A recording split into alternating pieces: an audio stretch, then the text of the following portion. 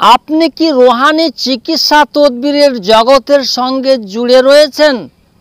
তাহলে আজকের এই ভিডিওটি আপনার জন্য অত্যন্ত গুরুত্বপূর্ণ এবং জরুরি। কেননা আজকের এই ভিডিওতে আপনাদেরকে আমি শিখিয়ে দেব আয়াতুল কুরসির আমল কেমনভাবে করবেন। আর এই আয়াতুল কুরসির আমলটি যদি আপনার জানা না থাকে তাহলে আমি মনে করি আপনি চিকিৎসা জগতে অধুরা রয়ে গেছেন।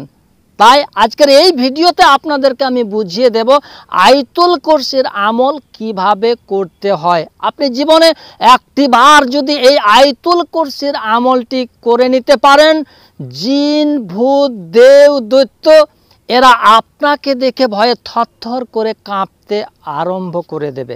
তাই আমি মনে করি আয়াতুল কুরসির আমলটি আপনার জেনে রাখা অত্যন্ত গুরুত্বপূর্ণ এবং জরুরি। চলুন বন্ধুরা, দেরি না করে আজকে আপনাদেরকে শিখিয়ে দিচ্ছি আয়াতুল কুরসির আমলটি আপনি কেমনভাবে করবেন। এই আয়াতুল কুরসির আমলটি আপনি কখন করবেন, কতবার এই আয়াতুল কুরসিটিকে পাঠ করতে হবে, কেমনভাবে পাঠ করতে হবে। এই আয়াতুল কুরসির আমলটি করার আগে বেশ কয়েকটা বিধিনিষেধ নিয়ম নীতি আপনাকে মেনে চলতে হবে।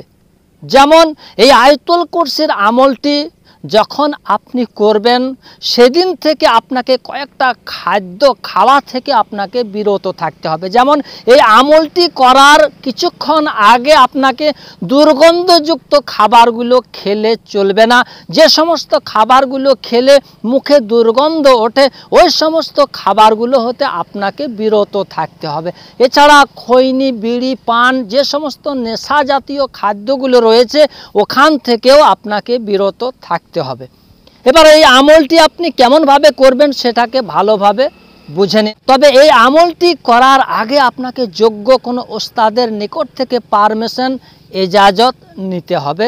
ওস্তাদের এজাজত নিয়ে আপনি এই আমলটি করবেন, তাতে আপনার লাভটা বেশি হবে।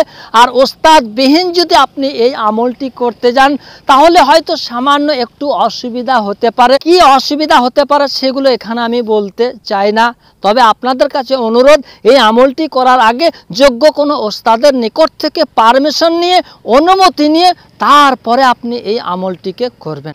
এই আমলটি আপনাকে করতে হবে এশার নামাজের ওয়াক্তে, বেতের নামাজের আগে।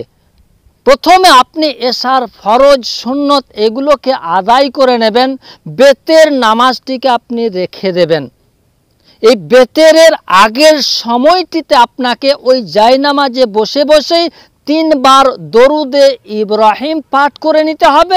তারপরে আপনি পাঠ করতে শুরু করে দিন আয়াতুল কুরসিটিকে 41 বার।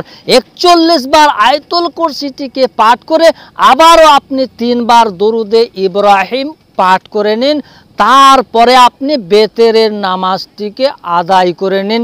ঠিক এভাবেই আপনি লাগাতার 40টা দিন এই আমলটিকে করে যান। অর্থাৎ এশার ফরজ সুন্নত আদায় করে 3 বার দরুদে ইব্রাহিম, 41 বার আয়াতুল কুরসি, শেষে 3 বার আবারও দরুদে ইব্রাহিম, তারপর আপনি বেতের নামাজটিকে আদায় করবেন।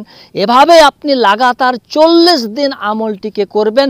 40 দিন যখন আপনার পূর্ণ হয়ে যাবে তখন আপনাকে প্রত্যেক দিন 11 বার করে এই আয়াতুল কুরসিটিকে পাঠ করতে হবে।